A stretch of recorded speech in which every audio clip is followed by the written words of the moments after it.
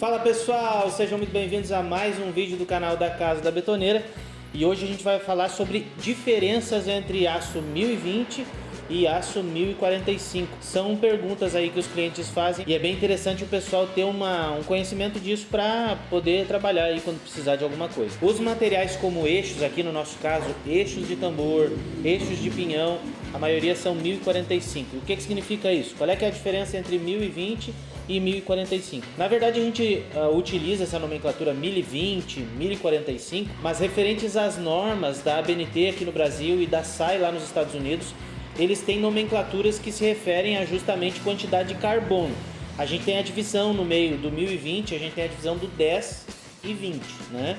Então a gente tem a primeira nomenclatura que é 10 e a segunda nomenclatura que é 20. A gente sabe ali que o material 1020 ou o material 1020 ele tem 0,2% de carbono. E no caso do material 1045, que é o material 1045 que a gente chama aqui, ele tem aí 0,45% de carbono. Não é 45%, gente.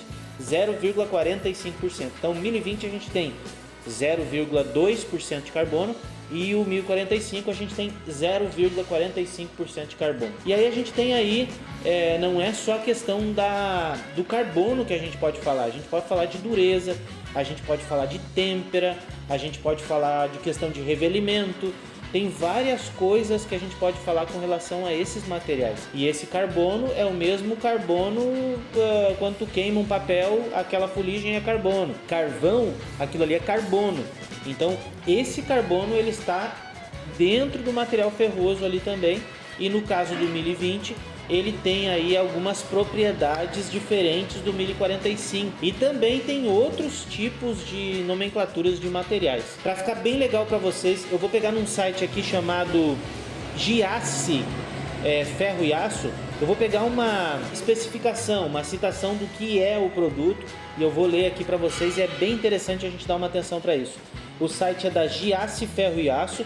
E eles explicam bem certinho o que significa aí o aço 1045, o aço 1020 e demais aí nomenclaturas. Diz o seguinte aqui no site deles, ó: a especificação dos aços 1020 e 1045 é classificada de acordo com as normas da ABNT e da SAI, como eu falei para vocês. A classificação se baseia na composição química do aço, sendo os dois primeiros algarismos a classe do aço, como eu falei para vocês, o 10, né? E os dois últimos algarismos o teor médio de carbono que eles contêm. 1020 ou 1020, 0,2% de carbono. 1045, 0,45% de carbono. Tem outra parte aqui bem interessante.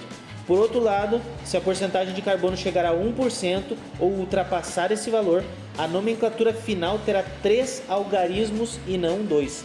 Isso é bem interessante também, gente.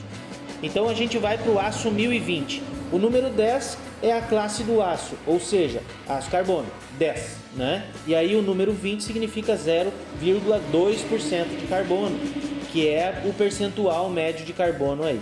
E a gente tem nessas duas nomenclaturas, tanto o 1020, o 1020, quanto o 1045, a gente tem mais ou menos esse padrão aí. E a gente pode seguir aqui, tem coisas bem interessantes aqui que eu vou deixar para vocês e é bem importante. A variação do percentual de carbono na composição química do aço causa mudanças em suas propriedades, ó, prestem bem atenção, o que determina a diferença no seu manuseio, ou seja, o que tu vai usar, no que tu vai usar aquele material. Por exemplo, 1020, ele é um material mais maleável, ele é usado em determinados tipos de coisa. 1045 já é um material mais duro, ele é usado aí em outros tipos de coisa. E aí a gente vai a alguns exemplos, né? O aço macio, né?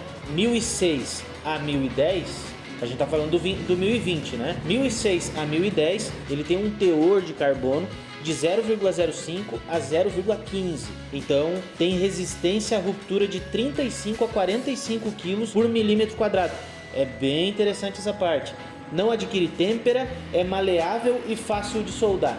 Então a gente consegue ver aí as propriedades do 1006 até o 1010. Assim é aplicado em peças como parafusos e chapas também. Já o aço 1020 a 1030, pela sua classificação, é macio, o que torna resistente à ruptura de 45 até 55 kg por milímetro quadrado, com um teor de carbono entre 0,15 e 0,30% de carbono. Bem importante isso. Também não adquire têmpera, é maleável e fácil de soldar, e esse aço é geralmente aplicado em peças da mecânica em geral, também é utilizado aí em vários tipos de chaparias e coisa assim, né? Acontece o seguinte, quando tu quer formar uma determinada chapa, tu vai lá e estampa, tu não pode ter uma chapa com um alto teor de carbono, porque ele fica duro, ele pode quebrar ou ele pode deformar, ele tem uma estrutura plástica, ele retorna, eu esqueci a nomenclatura, mas ele retorna para o ponto original, então tem que cuidar bastante disso, por isso que essas estruturas de carro aí, de lataria de carro, por exemplo, é um SAI bem baixo. Por quê? Porque ele tem que se formar, aquela estrutura ali tem que ser formada. Bota na estampadeira, ele se forma ali bem como tem que ser. Então é bem importante dar atenção para essa quantidade de carbono nas peças aí.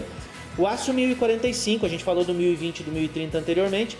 O aço 1045, localizado na nomenclatura 1040 a 1060, tem propriedade mais dura, portanto, tem resistência à ruptura 65 a 75 kg por milímetro quadrado. A gente consegue ver aí e é bem interessante. Com o teor de carbono de 40 a 60% e já permite uma boa têmpera e é muito mais difícil de soldar. Bem interessante.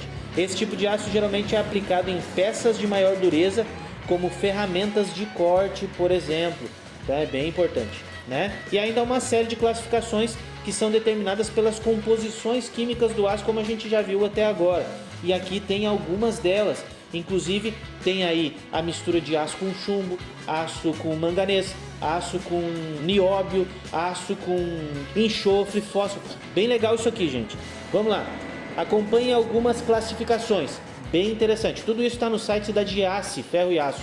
Bota lá, giasseferroeaço.com.br, qual a especificação dos aços 1020-45, aí vocês já vão ver. Inclusive, gente, eu vou deixar o site deles, dessa matéria deles ali, eu vou deixar na descrição, que é bem legal, aconselho vocês a analisarem ali, bem interessante. E aqui algumas classificações dos aços. O SAI 10 é o que a gente estava olhando agora, 1045 e 1020, 10, 20, 10, 45, tá, gente? Aí a gente tem o SAI 11, que é aço carbono com enxofre. É bem interessante, uma porcentagem de enxofre no aço carbono. Tem o SAI 12, que ele é com enxofre e fósforo, S e P, né? Enxofre e fósforo. Tem o SAI 13, que ele é com 1.6 a 1.9 de manganês na composição do aço. E também tem o SAI 14, que é aço com 0,1% de nióbio. A gente tem aí a ideia de que o nióbio é um material muito resistente. É bem interessante, vocês que não conhecem o nióbio, pesquisarem sobre isso. E tem aí o SAI 15, que é aço carbono com um teor de manganês de 1% a 1,65%. Então vocês entenderam aí quais são os padrões da ABNT aqui com relação ao aço, da SAI lá nos Estados Unidos com relação ao aço também, e aí vocês conseguem entender o que significa ali 1020, 1045, 13 alguma coisa, 11 alguma coisa, 12 alguma coisa, e vocês podem tirar uma ideia aí, quem trabalha com isso, do que vai usar. Inclusive, nas empresas que vendem aço aí, que tem a venda desse material, tem tabelas de pesos que aguentam, como eu li para vocês ali, de 35 a 45 a 55 kg por milímetro quadrado. Tem pesos que elas aguentam, que essas estruturas aguentam, que o tipo de material aguenta. A estrutura, a plasticidade da estrutura também, como ele se maleia, se ele é plástico, ele vai e volta, se ele vai e fica, isso aí tudo tem ali. A questão ali das têmperas também é muito importante, porque vocês viram ali que até 1030 não dá têmpera, tem que ser de 1045 para cima. Então é bem interessante isso aí para o pessoal aprender o que vai usar aí, o pessoal que está querendo fazer uma coisinha em casa, montar aí um brinquedo aí, já sabe o que usar aí nessa questão aí de aço e tudo mais. Bem interessante isso aí, quis fazer esse vídeo para deixar para vocês entenderem quando eu falo de 1045 e 1020, para vocês não ficarem boiando aí na situação. Um abraço para cada um e a gente se vê no próximo vídeo.